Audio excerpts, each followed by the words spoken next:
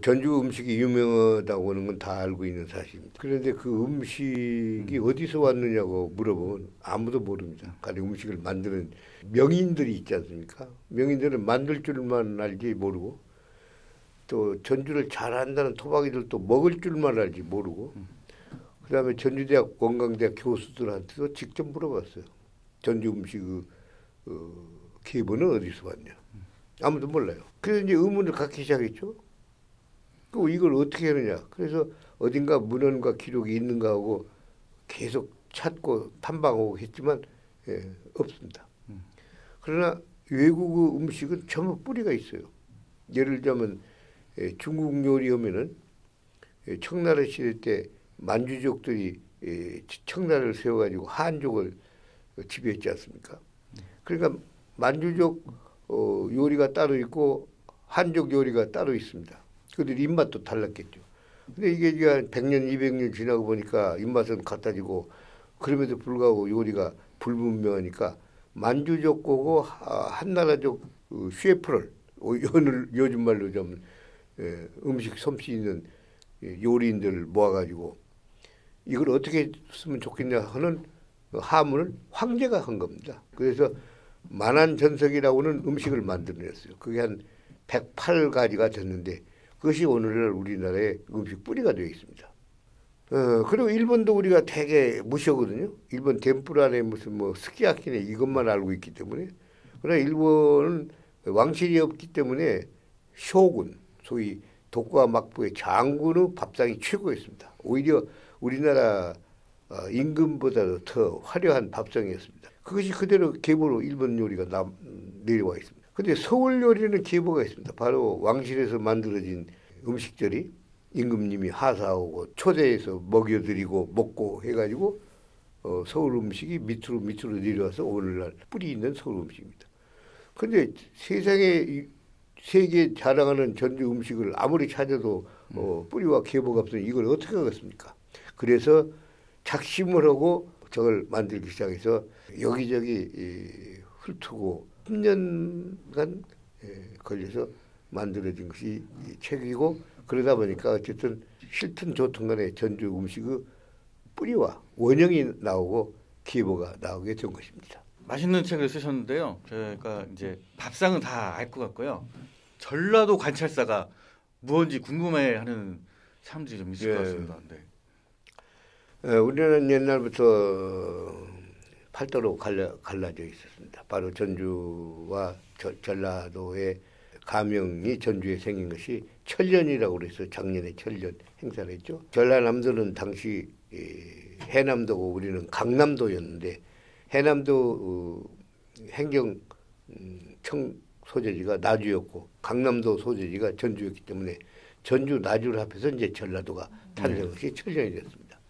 그래서 이 전라도 가명인 전주에 왕권을 대신해서 와서 통치하고 행정을 베푼 사람이 관찰사였습니다. 그래서 이제 흔히 관찰사를 줄여서 감사라고 하기도 하고 또 방백이라는 말도 쓰고 여러 가지 명칭이 있었습니다만 정확한 명칭은 관찰사와 감사였습니다. 즉 관찰사는 임금의 대행자였기 때문에 사법행정 입법을 전부 거머쥐고 있었습니다. 흔히 하는 말로 생사 여탈권을 쥐고 있을 만큼 막강한 권력자였습니다.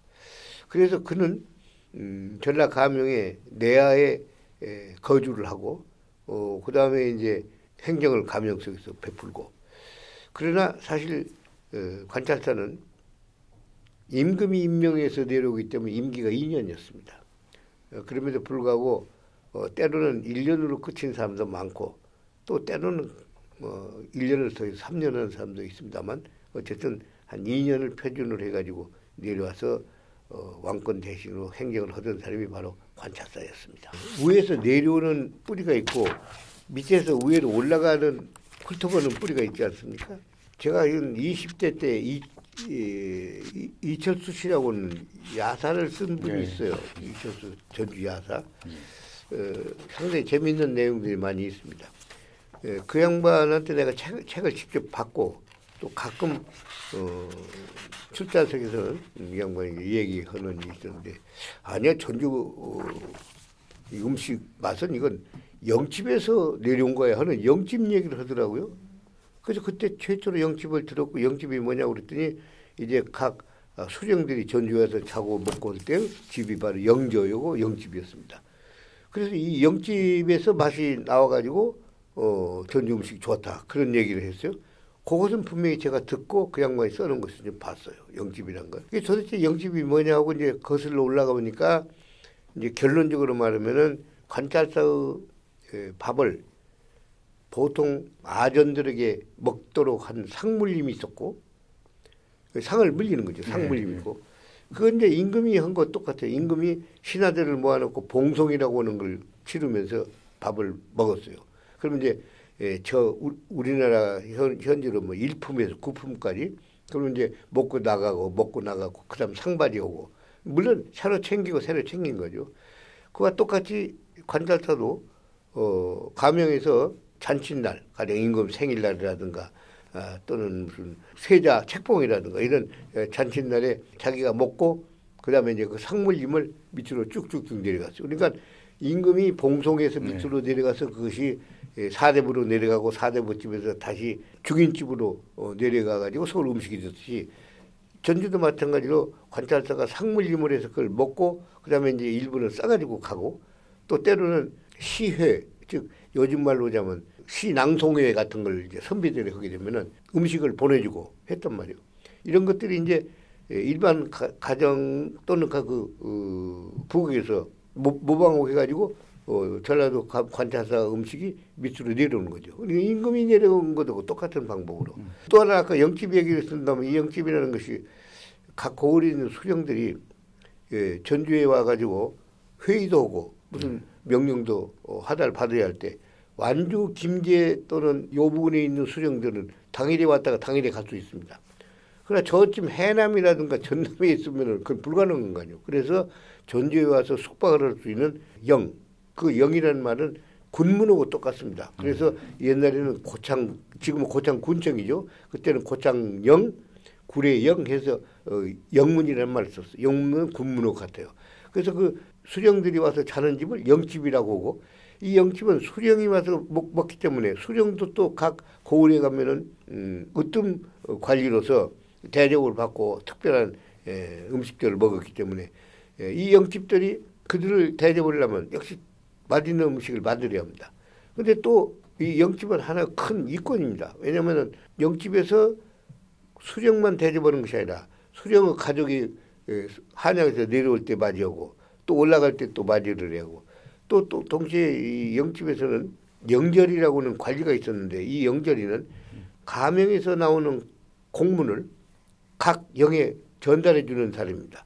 그러면 그 공문을 받아갖고 가기 위해서 각 영에서 올라온 소위 하급 관리들이 여기서 자고 아침에 이제 새벽에 공문이 오면 가지고 내려가고 또 수령이 공문을 올릴 일이 있으면 가지고 오고 그러죠. 그래서 영집에는 노상 한 군, 지금 같은 군의 출장소와 같이 사람이 붐볐고 그렇기 때문에 그 운영은 각 영에서 조사를 받아서 영업을 했단 말이에요. 그게 큰 이권이기 때문에 경쟁이 심했고 또 수령들이 입맛이 안 맞고 밥맛이 없으면 영집을 옮길 수도 있어요. 그러니까 맛있게 하고 대접을 잘해야 하기 때문에 영집 음식이 전주 시내 한 50여 군데 영집이 있었는데 이 영집들이 경쟁적으로 음식을 잘 만들었다는 얘기입니다. 바로 20대 때 들었던 영집이라는 거죠.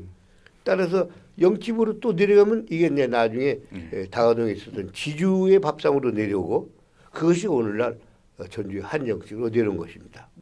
저는 참 재밌게 봤던 게 음식을 통해서 문화사도 볼 수 있었고요. 사회사, 정치 또 우리 전주 음식 안에 나눔도 있었고 혁명도 있더라고요. 근데 이제 지금 관료의 음식만 얘기하셨고 그게 이제 밑에까지 쫙 전달이 됐다고 하셨는데 이 책 중에 보면은 노비들이 음식을 우리도 잘 먹고 싶다 그래서 그런 반란을 일으켰고 그게 또 그런 세력들이 동학으로도 또 연결된 것을 또 기록하셨더라고요. 그래서 아까 이제 지주집에서 그다음에 한정식으로 내려오지 않습니까? 사실은 한정식 이외에 우리가 유명한 것이 비빔밥이고 소위 콩나물국밥 아니겠습니까? 이런 것들도 저 위에서부터 내려오는 하나의 계보라고 생각하면 되겠고 그것이 근대적 식자재하고 그다음에 셰프 솜씨에 의해서 전주 음식이 유명해졌던 까닭에 바로 이 책은 전주 음식의 계보를 위에서 아래까지 밝혔다. 그리고 밝힘으로써 전주 음식이 더욱 맛있고 빛나게 됐다. 그렇게 생각할 수 있습니다. 우선 관찰사 밥상에 대한 기록이 아무것도 없습니다. 전라도 관찰사를 마치고 일기 형식으로 기록을 남은 책이 2개가 있거든요. 미암일기하고 요 근래 완역된 완영일기 2개가 있어요. 근데 이걸 아무리 훑어봐도 술상은 밥상이 없습니다. 그러니까 밥이라고 하는 것은 먹기는 하고 탐식은 하지만은 음식에 대해서 만들거나 기록을 해서는 써서는 안 된다고 하는 그런 불문율이 있었던 것 같아요. 그래서 어디에도 소위 밥상에 대한 것은 없습니다. 그럼에도 불구하고 그것을 추적을 해가지고 관찰사 밥상을 만들어냈다고 하는 것은 창조적일 뿐만 아니라 아주 희열을 지금 느끼고 있습니다. 그리고 이제 그게 아까 말씀드린 영집으로 계속해서 내려간 것도 탐방 내지 탐험을 해가지고 만들어낸 것에 아주 희열을 느끼고 있습니다. 저는 책 중에 좀 인상적이었던 대목이 그 나눔에 대한 부분이었는데 거지가 들어오지 않는 집은 천사도 들어오지 않는다. 이제 그런 부분을 보면서 이제 그 오케스트라 얘기도 하시거든요. 시케스트라가 있었다. 음식을 취하는. 그래서 이 책이 좀 빨리 나왔으면 분명히 동네에 그런 장인들, 맛장인들을 찾아서 문화재로 지정하고 지금은 전부 잔치든 장례든 그 거의 공장에서 찍어낸 듯한 음식을 먹잖아요. 그래서 그런 게 좀 안타까운 마음도 저는 있었습니다. 그렇죠. 오늘날 음식이라는 게 거의 프랜차이즈 아닙니까? 그리고 또 어떻게 보면 셰프들이 독창적인 것도 있긴 있습니다만 교과서적인 것들만 만들어낸 까닭에 전주의 고유의 맛이 계승되어 있는 것만은 아닙니다. 사실 세상도 바뀌고 음식도 바뀝니다. 먹을 것도 많지만 변화도 많습니다. 그런데 변하지 않는 음식의 맛은 딱 하나 있습니다. 어머니의 솜씨예요. 그래서 어머니가 만들어진 그 솜씨야말로 가장 맛있는 것인데 요즘에는 어머니가 안 만듭니다. 그래서 어머니 맛은 없어졌습니다. 그럼에도 불구하고 우리 같이 전주 토박이는 먹어보면 이게 어머니 솜씨고 전주 토종 맛이라고 하는 걸 압니다. 그래서 만들기는 물론 전혀 모릅니다만 평가와 더불어서 맛의 감정은 누구보다도 예민하게 하고 있는 거거든요.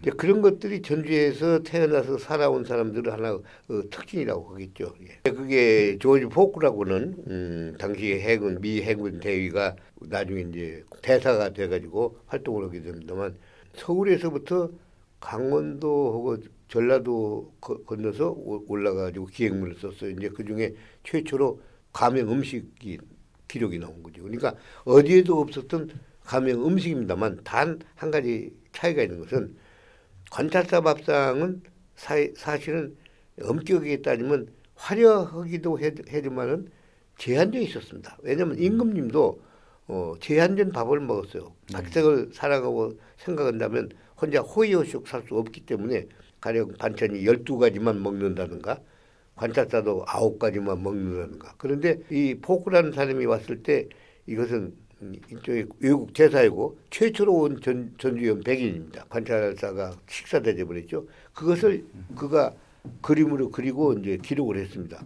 따라서 상당한 기록과 가치가 있습니다. 그 내용은. 그럼에도 불구하고 그것이 곧 관찰사 밥은 아닙니다. 즉 손님 밥상입니다. 그래서 그걸 감안한다고 한다면 최초의 가명에 있는 밥상 내지 반찬에 대한 기록이라고 높이 평가할 수가 있는 거죠. 그 또 저는 이제 그런 관찰사 밥상도 있지만 귀양살이했던 그런 그게 막 향기가 나는 것 같더라고요. 그 혁명을 꿈꿨던 허균이 귀양살이하면서 그 상한 생선이 올라왔는데 전주에 가가지고 그 벼슬을 하고 싶어가지고 음식 때문에 그런 대목도 쓰셨는데 너무 재밌더라고요. 그 부분이. 그래서 아마 그런 홍길동전이 전주 음식에서 영향을 받지 않았을까 그런 생각도 좀 했습니다. 그 허균이라는 사람은 혁명이었고 사실은 그때 처벌받은 사람입니다만 그러나 뛰어난 문장가이고 헌안설이 자기 누님이고 자기 아버지가 바로 전라도 관찰사라고 형님도 관찰사를 했습니다. 이제 그 사람이 이제 전주에 사실 귀양살이 갔다가 풀리면서 음식을 먹기 위해서 그 형님 친구 관찰사한테 찾아오는 거거든요. 사실 난 천하가는 것 같이 건축가고 도시교과입니다. 직접 소설을 쓰거나 문장을 쓰는 데는 매우 서툰 사람입니다. 사실 도시는 많은 것이 중층으로 돼서 구성되어 있기 때문에 도시를 구조적으로 보면 가로다 공원이다 무슨 건물이다 되어 있습니다만 이것을 스토리텔링으로 보면 인문학입니다. 그래서 내가 흔히 여기서 말하는 바지 도시 인문학이라는 말 쓰잖아요. 이제 그런 측면에서 다루면서 음식이라고는 먹거리 이외에 거기에 얽혀 있는 전주 도시사를 배경으로 깐 것이죠. 다시 말씀드리면 음식 종류하고 먹고 뭐 만들고 하는 것만 쓰면 요리사에 불과하거든요. 그런데 이제 그 이전에 기초적으로 전주 도시사와 생활사 그리고 인문학적인 것을 같이 버물러서 만든 것이 이 책이라고 보면 되겠습니다. 그래서 저는 그 또 하나는 음식을 그 당연히 귀한 거지만 그 당시에는 얼마나 귀했으면 그러니까 어른이 드시는 거기 때문에 이거를 이렇게 밥상을 머리에 쓰고 가는 그 그림이 있더라고요. 너무 재밌었습니다. 그래서 이제 그렇게 귀하게 여겼고 그런 음식을 계속 아랫사람들 내리고 이렇게 베풀고 그런 걸 굉장히 많이 볼 수가 있었습니다. 그렇습니다. 그 밥을 상층부로 보면은 배고픈 줄 모르는 거죠. 입맛만 알고 이른바 미각적인 것만 많이 따지거든요. 그 가령 불란서의 레스토랑을 하고 있는 불란서 요리만 하더라도 그게 완전히 왕시에서 나가가지고 불란서 혁명 때 규적이 붕괴되니까 거기에 종사했던 요즘 말로 셰프들이 나가가지고 먹고 살기 위해서 식당을 낸 것이 불란서 레스토랑입니다. 그러니까 매우 고급 음식이죠. 그럼에도 불구하고 그 혁명 와중에서 못 먹고 굶주려가지고 형무소를 습격한 그 처참한 민중들이 있거든요. 그보다는 불란서 음식만 얘기해요. 우리도 마찬가지입니다. 여기 지금 대비해 놓은 것이 관찰사 음식만 하더라도 맛있게만 먹은 것이 아니라 흉내에 들어가지고 쌀 생산이 어려워지면 이건 나우 부도고 소치다 그래가지고 이 머리를 그냥 기둥에다 박아가지고 피가 흘리도록 나우 부도고 소치다. 그리고 임금도 마찬가지입니다. 임금도 흉내에 들고 홍수가 들면 밥을 몇 개씩 안 먹고 굶주리거든요. 관찰사도 마찬가지예요. 민중과 백성과 더불어 살기 위해서. 근데 이제 그 중에서 왜 관찰사 밥상이 얘기거리가 되냐면 첫째는 관찰사 밥을 만들기 위해서는 별도의 가명 내의 부엌이 있었습니다. 그 부엌이라면 대개 가정 부엌을 생각하니까 조그마한 것만 이건 굉장히 큰 거예요. 그러냐면 임금님 만드는 수라상 만드는 것은 커야 하고 많은 인원이 투입되고 또 공성이라고 밑으로 내려간다고 그랬죠. 많은 부하들이 먹기 때문에 여러 사람이 만들기 혼자 무슨 식무 혼자 만드는 거 아니거든요. 전주의 관찰사도 마찬가지입니다. 그 소위 영주 그러니까 가명의 부엌이라고 하는 영주가 있는데 여기에는 몇십 명의 관리와 더불어서 칼자이라고는 소위 요리사가 붙어 있고 만들어서 아침밥하고 저녁하고 두 끼만 먹거든요. 원래 우리나라 백성들의 먹거리가 일일 2식입니다. 그건 임금도 2식이고 관찰사도 2식이에요. 그럼 왜 2식만 하고 3식을 못 했냐? 첫째는 식량 부족으로 인해서 모든 사람이 2식만 했습니다. 그러니까 배가 얼마나 고프겠습니까? 그 아침에 밥도 먹고 출근해가지고 일을 보는데 오후 4시나 5시 퇴근해서 집에 가서 밥 먹는데 배가 얼마나 고프겠습니까? 그래서 점심이라고 하는 걸 먹게 됩니다. 그런데 지금처럼 도시락을 싸가는 것도 아니고 식당도 없는데 어떻게 하겠습니까? 그래서 점심이라는 용어는 원래 불교 용어입니다. 마음의 점을 찍으라고. 그래서 가명에서도 점심을 주는데 떡을 줬어요. 그게 가명 떡입니다. 별도로 그건 논의해야 할 얘기입니다만 그래서 그렇게라도 마음의 점을 찍고 떡을 먹고 이제 오후에 퇴근에 가거든요. 따라서 그렇게라도 그래도 관료들과 아전들은 먹고 살았습니다만 저 밑으로 내려가면 힘들지 않습니까? 노비는 많고 우리나라 백성 중에 노비가 사실 40%였습니다. 노비들이 먹고 살 때 뭐가 있겠습니까? 그들은 바가지에다 먹었어요. 그릇이 없어요. 바가지에다가 술하고 그다음에 구우고 말아서 간식 먹었습니다. 그런데 드디어 동학혁명이 일어납니다. 농민운동이 일어나가지고 그들이 몇만 명이 이제 관군과 저항으로 싸울 때 광군은 서울서 내려온 번듯한 사령관 밑에서 대포를 지니고 왔습니다. 그러나 그들은 원래 군대이기 때문에 모든 보급, 식량 보급은 말할 것 없이 식량 보급이 있었습니다. 관에서부터. 그러나 동학농민혁명군은 훈련받은 받았고 급식을 방법이 없지 않습니까? 예. 그런데 그들이 전투를 할 때 무엇을 먹었겠습니까? 그냥 솥 하나 걸어놓고 끓인 다음에 간신히 소금이나 찍어 먹거나 주먹밥을 먹거나 아니면 나물 좀 해가지고 비벼 먹기 시작했기 때문에 내가 여기서 지적하기를 동학농민혁명군이 먹었던 동학 비빔밥이 따로 있다. 그래서 아까 말씀드린 상층부에서 먹는 맛있는 미식하고 그다음에 중산층이 먹는 상식 보통의 밥하고 그다음에 밑으로 내려가면 백성과 노비는 다릅니다만 노비들이 먹었던 배고픈 밥 그다음에 동학농민혁명군이 먹었던 처참한 비빔밥 등을 여기다 좀 대비를 해놨습니다. 처음에 말씀을 드렸습니다만 전주 음식은 맛있는 음식이고 세계화되어 있습니다. 비빔밥 같은 것은. 그럼에도 불구하고 그 뿌리와 원형을 몰랐기 때문에 여기서 비로소 찾아냈죠. 좀 첫째는 전주 음식이 20년 내에 만들어진 그런 쌈박한 음식이 아니라 적어도 몇백 년의 전통과 음식 문화를 가지고 있다는 긍지를 첫째 가져요. 그다음에는 어떻게 흘러갔느냐에 따라서 음식을 만드는 식자재, 식재료와 솜씨가 달라지기 때문에 그런 것들을 좀 더 역사적으로 파고들고 그다음에 전통화된 그런 음식을 앞으로 만들었으면 좋겠습니다. 그리고 이 책이 그런 교과서가 되었으면 좋겠습니다. 지금은 죽을 뭐 만들거나 뭐 하진 않는데 어렸을 때 할머니한테 죽을 종류를 좀 여러 종류를 먹었던 것 같아요. 근데 죽에 대한 얘기가 있어서 참 좋았는데요. 예. 사실은 여기서 죽을 좀 더 다룰 필요가 있었습니다만 일부러 생략을 했어요. 왜냐하면 잘못은 죽이 주가 되면 안 되거든. 그래서 우리나라엔 죽 문화가 굉장히 발달되어 있었습니다. 관찰사가 2끼 위에 3끼를 더 한 5끼를 먹게 되는데 아침에 일찍 일어나면 죽을 먹었습니다. 율무죽 또는 뭐 팥죽이라든가 그런 죽을 먹고 그다음에 아침밥을 먹고 점심에 이제 떡을 하나 먹고 그다음에 이제 오후에 저녁밥을 먹고 또 야식을 먹고 이렇게 한 8끼 되거든요. 근데 그에 똑같이 우리 보통 백성들도 아침에는 거의 죽을 먹었습니다. 근데 그 죽에 대한 찬양이 많거든요. 왜냐하면 죽은 딴 곡식도 들어가지만은 주로 쌀이 들어가면서 죽을 쓰지 않습니까? 그래서 미음이라는 말을 쓰거든요. 쌀 밑자를 써서 미음이 바로 쌀로 만들어진 그런 죽이거든요. 옛날만 하더라도 위장들이 전부 좋지 않았어요. 불실했어요. 그리고 약도 없고 체하면 큰일 나거든요. 그래서 죽이라고 하는 것이 맛도 있고 그다음에 몸에 보약으로 좋다고 그래서 미음 즉 죽들을 계속 먹기 때문에 죽은 별도 걸로 사실은 다뤄야 하지만은 어쨌든 죽은 중요한 우리의 일상식 하나였습니다. 쓰신 책이 내용이 식혜스트라를 만나가지고 식혜스트라가 있어야지 진짜 맛이 나는 것 같아요. 그래서 그런 게 맛보는 걸 좀 꿈을 좀 꿔봤습니다. 이 책을 보면서요.